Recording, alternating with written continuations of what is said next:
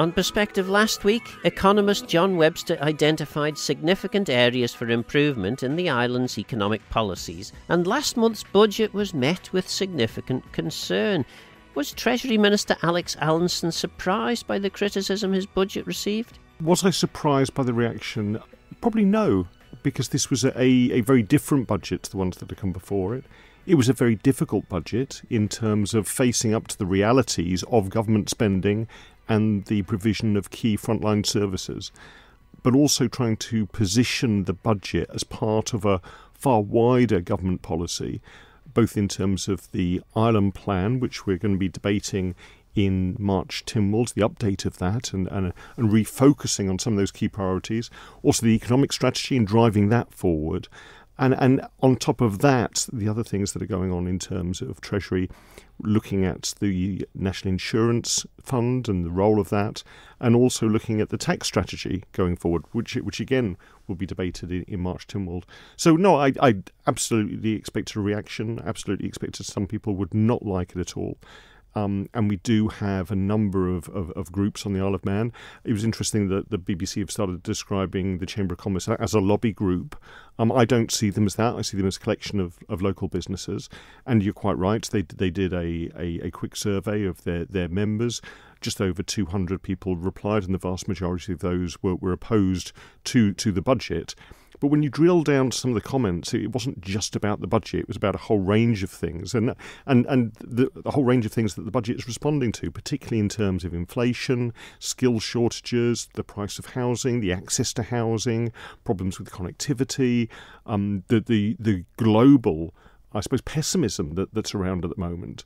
In terms of both the economy but also the state of the world, and a whole range of different comments there, which I have gone through and reflected on. Again, it would have been easy to have done another fudge and drawn down from reserves. When I took my first budget last year, I was criticised by Tynwald members who said, you're drawing down on reserves, you're taking money out of the National Insurance Fund to put into healthcare. We don't like this. We want you to find a different way. Now, a lot of the comments on the budget were about government reform and the size and scope of government and the cost of government and getting that under control. And I think that's absolutely right. And this is something that the Chief Minister will be talking about in March Tynwald in terms of the update on the economic plan, when he talks about fiscal discipline being the core defining strategic priorities going forward. But as a Treasury Minister, I have to respond to the demands of individual departments. They've gone through several years of increasing demand, increasing inflation, both in terms of wage and non-wage inflation. And so the critical decision the Treasury team had to make was, do we start cutting services or do we try to fund them? And that's why we brought in this temporary increase in the up rate of income tax as a holding measure while we debate the taxation strategy, while we look at other ways of providing government income, especially for the health service. Because I suppose that's the main driving force of a lot of the overspends and a lot of the extra demands and the extra demands both in terms of people's healthcare needs, but also their expectations. And we need to manage those, but in both cases, but also meet them. Perhaps one of the things that surprised me about the budget is that you have gone straight into the support for the high-spending departments of health and education. Now, education, you could argue reasonably, if you have better educated people, then you are going to have a more productive workforce. So there's sort of an argument there that supports the economic strategy. Departments like the Enterprise Department. Also DOI responsible for an awful lot of the infrastructure on which this shiny new economic vision will be based. They're not really getting significant increases, particularly the infrastructure side, which has been savagely cut. If you want people to come to the island, they need to know that they've got reliable services to and from the island. They need to see the island looking spick and span, which is, again, what you talk about. But in politics, you follow the money, and the money doesn't seem to be going into the things that you're talking about. I'd agree with you in terms of some of the comments you made there. In terms of capital spending, that has to be restrained. We're still yet to deal with the Liverpool ferry terminal, which we've finished the prom to a degree. There's still people who say that work needs to be done on it. We're now coming out of a period of significant capital spending and significant overspends to do with inflation and COVID. I won't rehash all those. I think what we've been trying to do is be very honest with people, saying we can't carry on spending tens of millions of pounds on these large, huge projects without getting that fiscal discipline there. And that's what the recent Public Accounts Committee report on the Liverpool ferry terminal said. You really need to do the work up front. You need to properly cost it, properly schedule it, and make sure that you're providing what you need rather than necessarily what individual departments want. So that's why in last year's budget we brought in a different way of bringing forward capital schemes after they've gone through the project development fund, after they've been fully worked up. In terms of DOI, again, you're absolutely right. There a conscious political decision was made after the 2008 financial crisis that the government would cut public spending. I do not disagree with that. I mean, there was also around at the time of the VAT, a bombshell as well, and government had to face up to cutting back spending. And DOI was hit. Also, the Department of Home Affairs was hit. The Department of Education was hit. A whole range of departments were hit. And now we're catching up with some of the long-term consequences of cutbacks in key public services. In terms of having the infrastructure on the Isle of Man, I think what we've been doing with the Department for Enterprise is looking at how we can leverage private investment to provide that. And that was one of the key fundamentals of the economic strategy. So the infrastructure investment scheme, helping the brownfield site development in private hands has started, and hopefully we will see spades in the ground around Lower Douglas and in other areas. The Manx Development Corporation, the stuff they're doing with the former nurses' home, they've now got planning approval, although there's still a degree of appeals. And I suppose people's frustration are, this was announced last year, and here we are a year on in, and we're still talking about it. But that's to do with the planning process, and that was one of the key things that, again, this administration was going to look at. It's taken time, because for every new development that's there, for instance, Westmoreland Village, 133 new homes right in the centre of Douglas. But I was answering questions, and the DOI Minister were answering questions in the House of Keys about where people are going to park, how is it going to be financed. We are pushing ahead, and I think this year in particular, people will see to the delivery of some of those key projects moving forward. The former nurses' home will be opened by the end of the year. People will be moving in. People will see that development. But some of these sites that are being developed have been vacant for decades. There are intrinsic problems with them, and so it's going to take some time to get those up to scratch.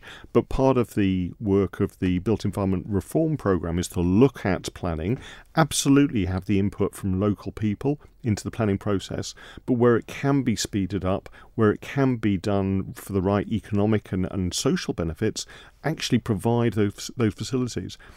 The other aspect, obviously, with the Department for Infrastructure is the restructuring and looking again at the scope of an organisation that runs an airport, a port, the roads, everything else. Heritage Railway.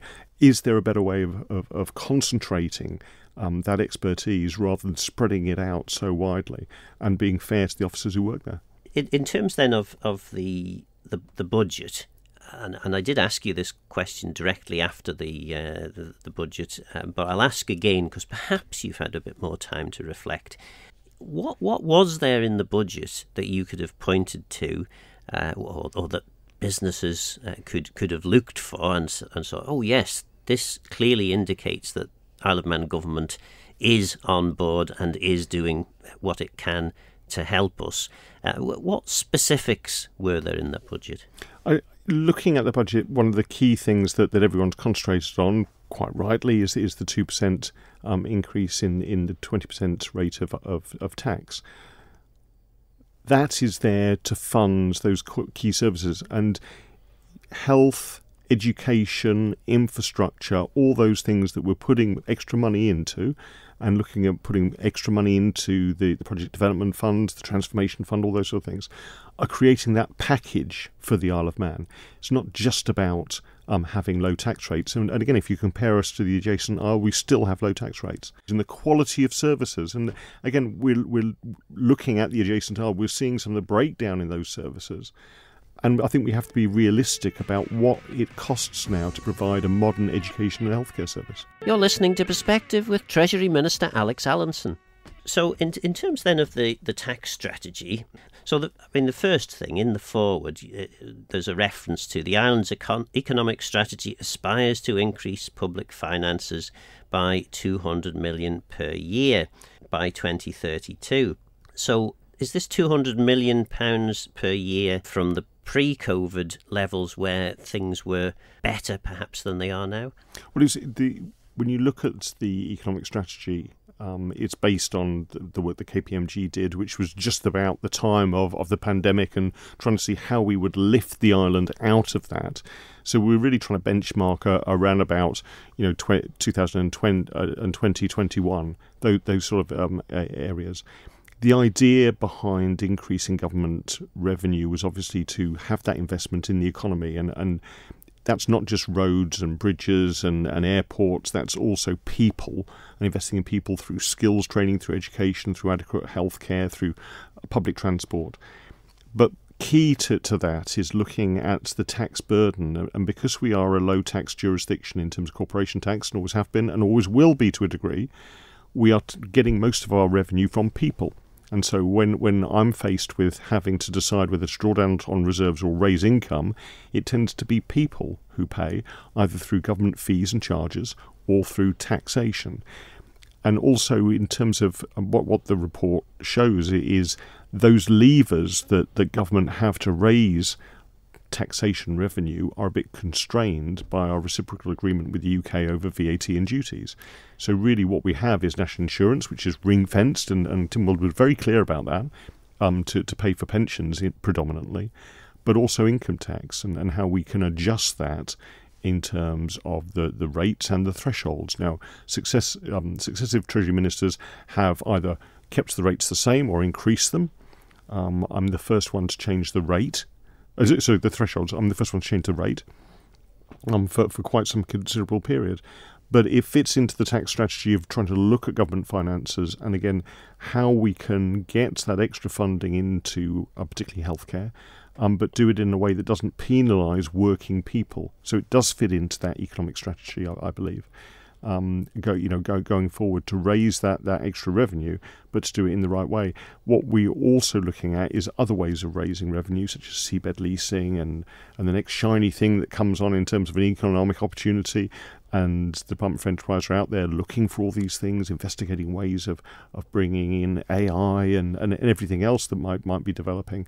But the core function is to make sure that we can afford the services that the people of the Isle of Man demand and deserve. A significant part of the service delivery in the UK and the Republic of Ireland is delivered through taxation, which is gathered via local taxation. Mm-hmm. Now, that doesn't happen to a very large extent here, but certainly in terms of the water and sewerage rate, effectively that's a government provided service which is funded through the rates. There's no reference at all to that potential taxation stream, because let's be honest, the rates is a tax on the value of your property. Why was rates excluded? I think you're quite right, and we're seeing some of the results of that in the adjacent isle in the United Kingdom, where things like social care, public health were put on local rates, and they're now having real problems providing those services. At the start of this administration, the Chief Minister and the Council of Ministers, I was there, we sat around and said, right, do we want to pick up the mantle of rates reform, which had been developed, and Chris Thomas had done quite a lot of work on that in the previous administration, but it had become quite clear that really rates reform was interlinked with local authority reform as well, and that's a huge mouthful to bite off. And it was a strategic decision at the start of this administration to say, no, our priority has to be the economic strategy of the island plan. We will look at rates reform as and when it turns up. But rates reform, you really need to tackle it in the first year of an administration. You need to hit the ground running with it. It was not seen as the key priority coming out of COVID to start talking about rates reform. In which case, if it needs to be done in the first year of an administration, surely to goodness, work needs to be done in the next 2.5 years so that a new administration is ready to introduce some form of change. Yeah, I mean, if I can just say that's my personal position. It's not a government policy that thou shalt do rates reform in the first year of administration. And of course, the reason that you would want to do that is because inevitably there's going to be winners and losers, and in politics you hear a lot from the losers and very little from the winners, no matter where it is, and particularly when it comes to tax, the losers are going to be very vociferous. So many of you, anyway, value your position in Tynwald and don't want to be thrown out at the election. So you do the unpopular stuff fairly early on in the administration. Yeah, and one of the issues with rates reform is that there'll be 50% of winners, 50% losers, particularly in rural parishes. And you've got to have a way of phasing that in, which is most of the models say about 10 years to phase that. So actually that pain doesn't go away. It's not one. It is a long process. And certainly from my point of view, that I think we can provide local services in a more effective and efficient manner. I think a lot of local authorities are doing that anyway now. They're looking at better ways of refuse collection, of cooperating together in terms of local amenity sites, in terms of, we've seen some good collaboration in the south about the swimming pool provision and how that should be paid and looked after. And I'd like to see that evolving rather than central government dictating to local authorities, because we've also seen what happens then. And actually then the local communities say, no, we've elected people to represent us locally. That's what we'd like to do. And we've seen recently with Braddon, local democracy in action. Really, in terms of decisions made by the commissioners to invest in a facility that's got long-term costs, long-term benefits from their point of view as well, absolutely, but long-term costs, and is that the right way to spend ratepayers' money? So in terms of the tax strategy, yes, we have shied away from switching the tax burden onto rates. If I've done that, you would possibly have accused me of stealth taxes. We've been quite honest. I'll be accusing you of that later. Fantastic. But I think people's perception of rates is the provision of local services rather than providing education, social care, healthcare. They see that's coming out of central government taxation. That's not to say we shouldn't have rates reform. That's not to say we shouldn't have local government reform. But I'm hoping that will come through by an evolutionary process driven by those people who are going into local government. The reason, of course, that rates is raised is, first of all, local taxation in the Isle of Man is as low as it gets, certainly compared with, as I say, the UK and the Republic of Ireland. And it is very much within our control. Income tax is within our control, but if we alter it too much, we potentially scare off business that we would want to have in the Isle of Man. VAT, we can't really touch because it's part of the reciprocal agreement, which works well for the Isle of Man. National insurance, similar to tax. So the reason rates is probably quite important is it is something that you can do. It's incredibly low at the moment, and it is within the gift of politicians on the Isle of Man to decide the levels. True. I mean, I'd be careful saying it's incredibly low. It is with that perspective with adjacent isles. I'd agree with you. But for somebody on a low income, the rates bill is large, and they want to see the results of that. And they see the water and sewage rates, obviously, in there, which, again, are very competitive with the Cross. And they see the provision of local services, and particularly parks, gardens, the state of the pavements, refuse collection, those key things that they pay for. I'm certainly not keen on adding to that burden and sort of shifting that. And I'd probably be accused of shifting deck chairs if I was to do that. What I think would be interesting, we've done lots of modelling about, are people better off on the Isle of Man than across? And when you look at national insurance, and our rates haven't changed dramatically, although in the UK they've cut them. If you look at our taxation rate, it's much lower, but the national insurance skews that a little bit in terms of working people. If you look at the overall tax burden and bring in rates into that, yes, people are still much better off on the Isle of Man, but that's very rarely talked about in terms of, as you say, local taxes. And so I think it's that perspective that we have to have. But as I think you've just pointed out, in terms of the tax strategy, it is a little bit limited if you cut out rates and rates reform and everything to do with that, it is a bit limited in terms of looking at income tax, direct taxation, but also looking at corporation tax. And that's why this document is very different to the previous document, which emerged in 2012 after a public consultation. Well, let's then look at, we're still only on the executive summary, but cross-cutting objective is to remain competitive. Mm-hmm. Now, some have argued, John Webster, I think, argued in last week's programme, that some of the changes introduced in the budget mean that we are substantially less competitive than we were. People have been posting various comparisons between Isle of Man and UK taxpayers, suggesting now that the UK taxpayer earning $30,000 a year is probably better off than the Isle of Man when you take into account the change in national insurance that was introduced. So if the cross-cutting objective is to remain competitive, have you not actually moved in the opposite direction? No, because I think I made it quite clear when I moved this year's budget that what we were doing was, in some ways, a reset in terms of government finances, looking at an increase in the tax rate while we developed the healthcare levy as a different way. And how the healthcare levy will work is it will extend to other incomes, not just working people's incomes. So this budget was very much part of a medium-term financial plan, a longer-term process of providing the amount of money that government needs. Again, not necessarily wants, and we need those efficiency savings and that fiscal discipline and scrutiny, but the right amount of money that government needs to provide essential services whilst then reducing the overall tax burden. Because, again, that's one of the key objectives is to keep the tax burden for individuals as low as reasonably possible. But I think we have to be also honest in terms of those services that we provide and those services that people demand and what we can do on the Isle of Man. So let's then look at the objectives in the tax strategy.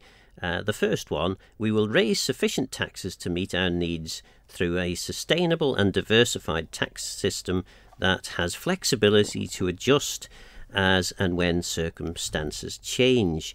Well, first of all, it's a bit like stating the blindingly obvious, but secondly, you do mention a sustainable and diversified tax system. So it would be interesting to understand what a diversified tax system looks like, because that implies that something is going to change. I mean, again, that's looking at the dominant way we raise government income by taxing people and what they do, so VAT, income tax, national insurance. And when you look at those strands, that's people who spend, people who earn, and people who work. What we've done over successive decades with the 0-10 regime is have very low corporation taxes here, which has attracted businesses that have employed people so that they can spend and earn and make money. Moving forward, we need to reimagine that, particularly on the basis of some of the minimum global tax rates, and say, how does that change our positioning? Because the situation we were in several decades ago of being tarnished as a tax haven and being ostracised as a low tax jurisdiction are changing. We've seen other countries develop their taxation system to rival ours or even be better than ours. There's been a bit of a race to the bottom in terms of corporate tax, and that has harmed overall government revenue. Whilst the islanders become more wealthy, if you just look at GDP, people aren't experiencing that in their pockets who live and work here. So one of the opportunities that's arisen over the last couple of years is the OECD bringing out what they call Pillar 2, which is basically the large multinational companies of this world that have a turnover of over 750 million euros a year, will be taxed 15% wherever they are in the world, wherever they do business. And if they're doing business on the Isle of Man and don't pay tax here, then they'll pay that amount of tax where they're based. And often with the large companies we've got, that's in the UK, where they brought this in January this year.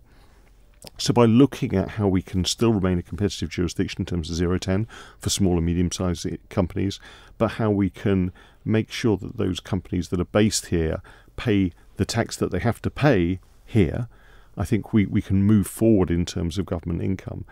The interesting thing is how we can still incentivise those companies to stay here or relocate here. And that's where we come down to the overall package of infrastructure investment, health, education, skills, housing, everything else to create and maintain the Isle of Man as a really good place to come and live and work. And that's part of that package. The other things we brought into the tax strategy are a tax on hydrocarbon extraction. I don't know whether that will become a reality, but absolutely we should have that. We've also, with the KPMG report and the work that Ørsted are doing, are looking at the opportunities for utilising the revenue benefits of our territorial waters. Now, part of that will be covered by Pillar 2 because Ørsted are a large multinational company, so if they're making profits within our territorial waters, they'll be paying tax for that. And we don't want to disencourage their significant investment that they're planning to make. So there are a range of issues there whereby we are changing with the past, but still trying to keep that 0-10 headline to keep those small and medium-sized companies, which are the backbone of our local economy. The next objective, and I fear we're not going to get to the end of this tax strategy, despite many saying there's very little in it.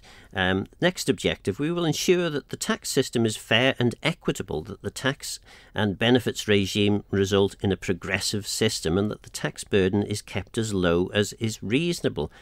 And yet, the budget appears to have done the opposite. And I think later in this strategy, this is acknowledged. Yeah, it is. We've looked at it. And again, what I made quite clear, and people will hold me to it, is the increase in the upper rate of income tax is a temporary measure while we bring in other measures. Why do we have to bring that first before we develop a healthcare measure, a healthcare levy? Because that needs primary legislation. We need to work that through and talk to Tynwald about that before we can just bring it through in a budget. I don't think that would have gone down well at all. Whereas an increase in a rate of tax we can do relatively quickly just by changing some of the parameters of the income in the income tax division. So this is a temporary measure. We are also looking, obviously, and I made a commitment to look at the thresholds, both of tax and child benefits, going forward into the next year's budget. But there is that absolutely imperative that we will keep the tax burden as low as reasonable.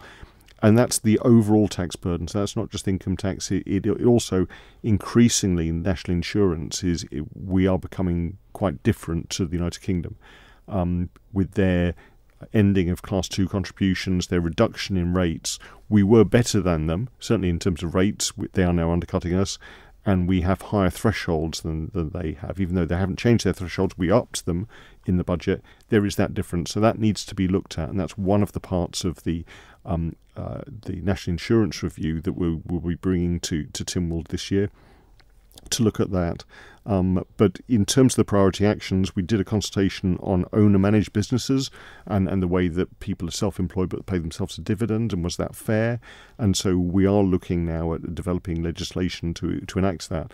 Unfortunately, some of that is quite complex and does take some time, but we are absolutely committed to looking at that going forward to make sure that those people who are eligible for national insurance benefits, particularly things like pensions, pay their fair share into the system. Okay, so we're almost through the objectives. The cross-cutting objective to remain competitive, the sustainable and diversified tax system, and the fair and equitable taxes. So those are the first and second, and then there's the cross-cutting one. The final objective is I've described here as the Earth will continue to travel around the sun. Mm-hmm. We will continue to comply with international tax standards. Well, gosh, we would really be hitting the headlines if we decided that we weren't going to comply with international tax standards. I mean, it is an option under Pillar 2. If you've only got a few large multinational companies within your jurisdiction, you cannot implement the tax. And actually, Malta have said already that they won't. Those companies who operate in Malta will still be paying that tax wherever they're based, but they've made that decision. And the do-nothing option was there. But last year, we together with Jersey and Guernsey, made a commitment to bring this in. And again, why? I suppose one of your first questions may have been, why on earth are you bringing a tax strategy? Well, it was in the Island Plan, and we haven't had a tax strategy since 2012. Part of this document is outward-looking. It's saying what we're going to do, but what we're not going to do. And it's trying to sort of draw a line and create that level of certainty for investors, but also for some of the international bodies who look at us still with hardly with rose-tinted glasses as that offshore jurisdiction that could be a bit dodgy. We're saying, well, actually, no, we are going to comply with all the international best practices. We're going to share information. We've had all the conversations about beneficial ownership and things like that. We know what's coming, but we're going to try to still keep that competitive edge to make sure that the Isle of Man is still a great place to base your company, to employ people, and to live in. As part of the diversified tax system, one might have expected things like perhaps land speculation tax, taxes on property that is artificially left empty or allowed to deteriorate significantly. Much of that, certainly the deteriorating in property could be dealt with through the rate system, but that appears not to be on the cards.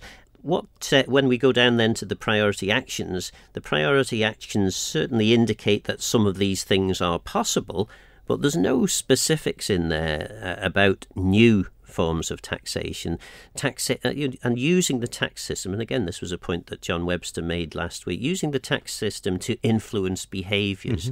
We don't seem to be trying to do that. I listened to the interview and quite a few of the comments he made absolutely resonate with me. One of the comments he made was the amount of time it's taken to do this tax strategy. We've been working on this for the last year to try to get it right, and it's gone through several iterations, partly because it was a council minister's decision to limit this to this administration rather than have a 5 or 10 year strategy. Because we didn't want to necessarily, commit the next administration to something that they may disagree with. And certainly, I think when we have the debate, there may be people who say, well, you should have inheritance tax, you should have capital gains tax, you should have what is classed as wealth taxes. This quite clearly states we're not going to do that in this administration. Coming on to your the subject of derelict and unoccupied buildings and derelict sites that are rented out as car parks rather than developed. That's being dealt with very much through different means. We're doing a lot of work and actually consulting with local authorities at the moment about ways that we could tweak the zero rate system for empty and derelict properties to bring those back into use. And it's that carrot and stick option, but also look about those empty sites. Can we have a nominal tax put on them? Now, this is more of a local matter that I'd like to really work with local authorities about to meet their actual needs, and is slightly outside the tax strategy.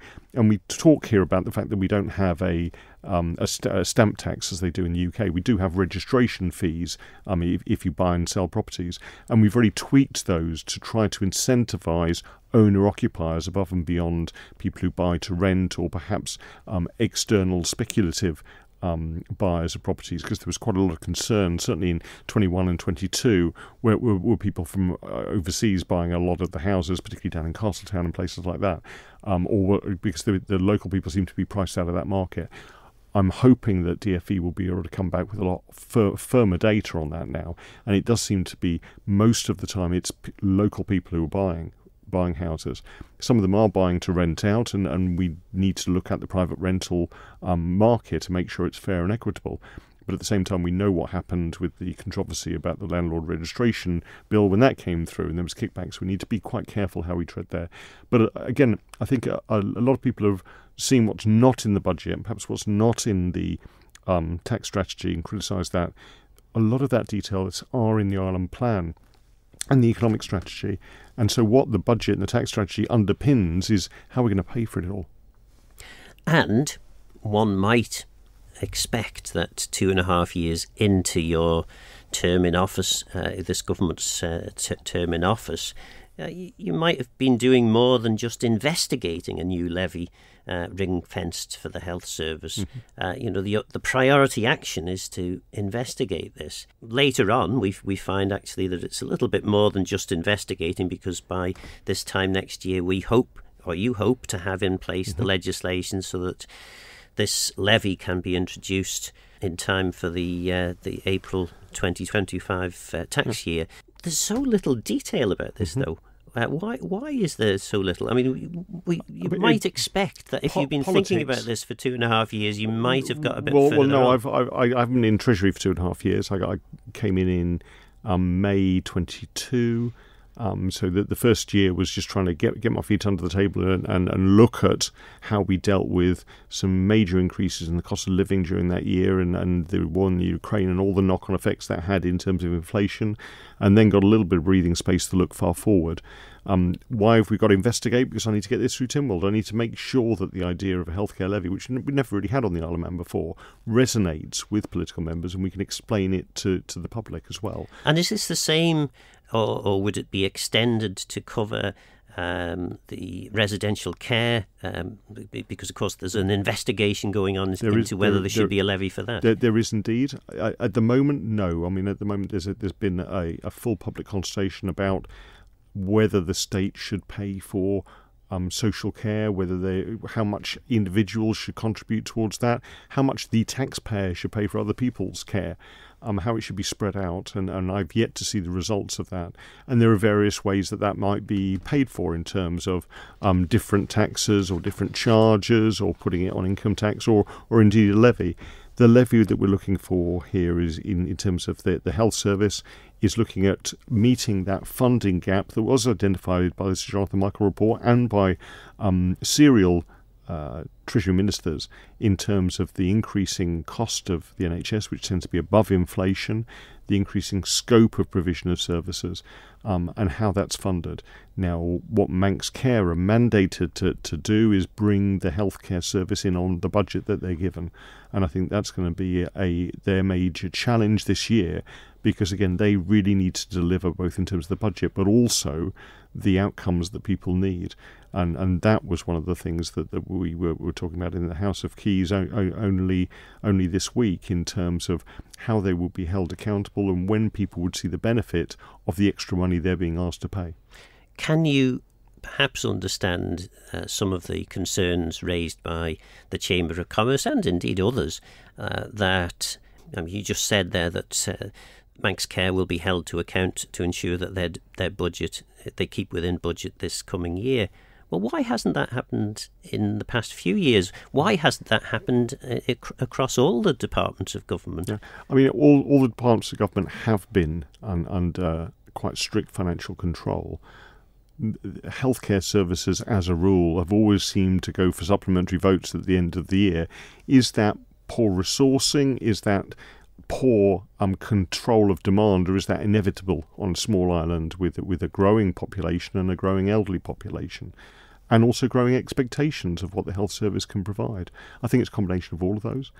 The creation of Manx Care was very much at the initiation of Treasury at the time, to look at other ways that healthcare could be structured so that it provided good quality, safe services, and could do that at arm's length from the department. Because previously, when the Department of Health and Social Care were running the health service, it was constantly overspending and under-providing. And so this is a new way of trying to do it. I think we're now into the third year of Manx Care. Now is the time that they really need to deliver. But that fiscal scrutiny is still there and will be more emphasised now as we come out of that high inflationary period and as we rebalance the budget so that we're not drawing down on reserves to the extent that we have been, and can actually start putting money back into those reserves, which is part of the medium-term financial plan. When will we, the members of the general public, get to see what this new healthcare levy is going to look like?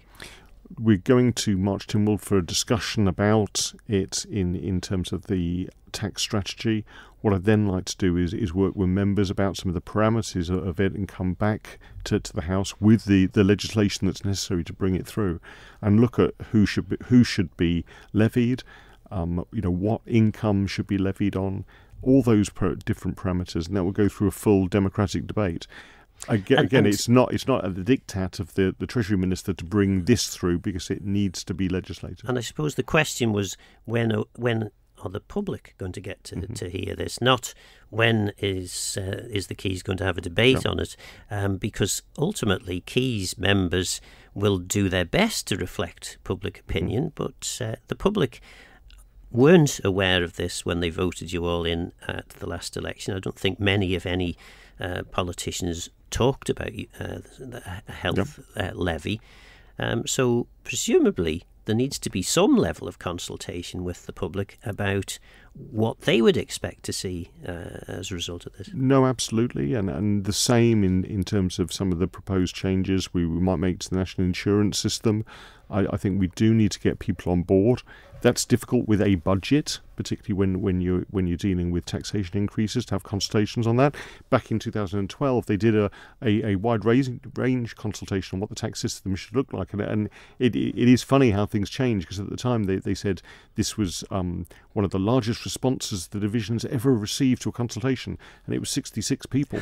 That was in 2012, before the internet, before online consultations.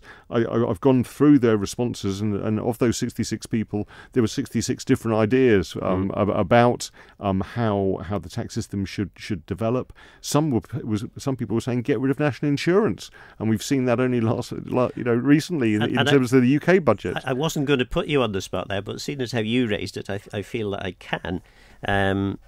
UK Chancellor has mentioned or has announced that the UK is potentially going to scrap national insurance. Now, of course, this assumes that a Tory government is re-elected in their election, which is coming up in the next 12 months.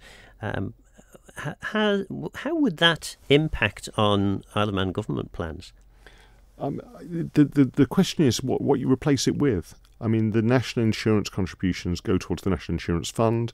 The largest payment from that is for people's old age pensions that they've paid into over decades. So if you get rid of national insurance, you get rid of that burden on working people. How do you then provide for their futures? Now, in the United Kingdom, they can borrow money to fund that as a pay-as-you-go scheme. Here, we've always had that security of having a national insurance fund to deal with the ups and downs of the economy. So you've always got the money to pay people's pensions every week or every month. And I think we do need to look at that. We do need to look at the tax burden on working people, and again, making taxes as low as reasonably possible, while honouring our commitment to those people who have paid all their life and have come out of it and want to get that return in terms of a guaranteed state pension or other benefits that are paid out of the NI fund. So I think it was a bold move for the Chancellor to do that. I mean, there were some people who'd say, is he laying mines for the next administration in terms of boxing them in? I think what we need to do on the Isle of Man is, and we will be bringing this to Tim Will, just having a debate about what the National Insurance Fund should look like, what it should do, how much of that we can invest in local infrastructure like houses, like other developments here. But primarily also guarantee to people that they will get a state pension and that there is that certainty going forward, because I think that's very important. I think, during my budget statement, I said that I thought we needed to split from the triple lock. That's lifted a lot of pensioners out of poverty, but all the actuarial projections we've shown looking at the NI fund shows that if we do nothing, it will be extinguished by 2047, 48. So we need to do something to reset that. I don't think we're at the stage now of getting rid of national insurance altogether, because then you're putting the burden onto income tax again. And we've seen how popular a 2% rise is on the upper rate of income tax.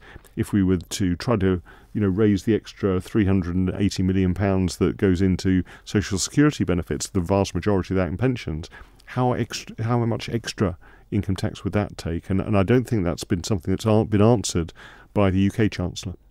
One of the areas which has raised some concern is the move that's taken by many people to establish themselves as a business so that they can avoid having to pay national insurance on their income. Now, maybe that's a bit of a blunt way of putting it, and some people would say, oh no, I've set up my business for a whole range of different reasons. But effectively, if you are a sole trader business, or if the owner of the business is a key player in the business, this is a great way of avoiding paying national insurance. Mm-hmm. And you're looking into that. But that, of course, has raised some concerns by people who are struggling as they are, because they potentially are looking at paying an extra 11% on their income.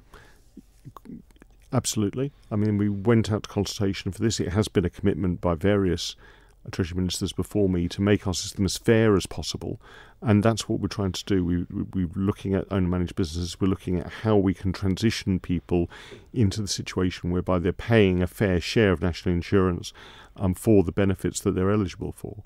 And it's that fairness which I think is key, but at the same time that has to be part of our overall reform of national insurance to reduce the burden on working people whilst trying to maintain the benefits for those particularly who've retired.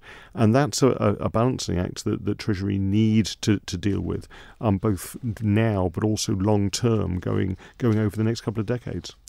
Well, sadly, we are starting to run out of time.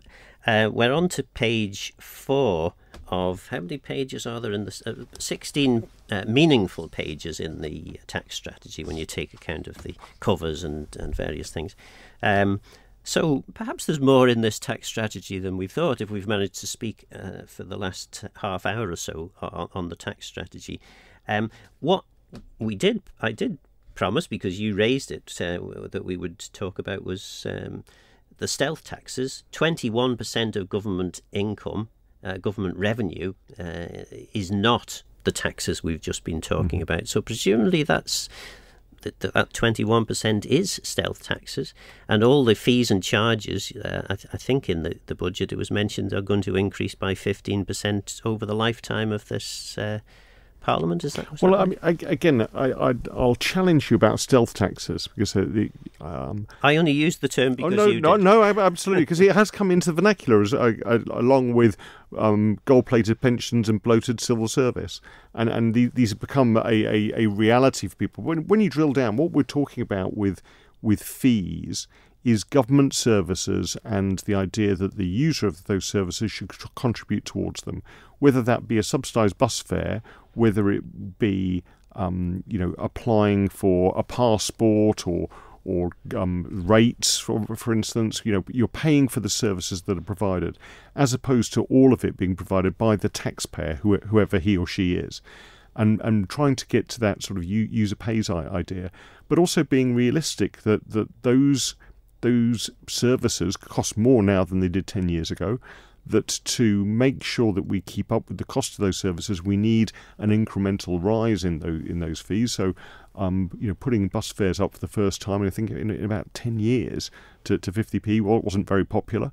But actually, bus fares, the price of a bus driver, a bus, and the fuel it uses are significantly higher now than they were. And again, that comes out of the DOI budgets. They've got less money to spend on the roads and the infrastructure that we want to attract people here. So I think looking at the fees, what we're trying to do is make them honest, make them appropriate for the services that they provide, but make sure that they keep up with inflation.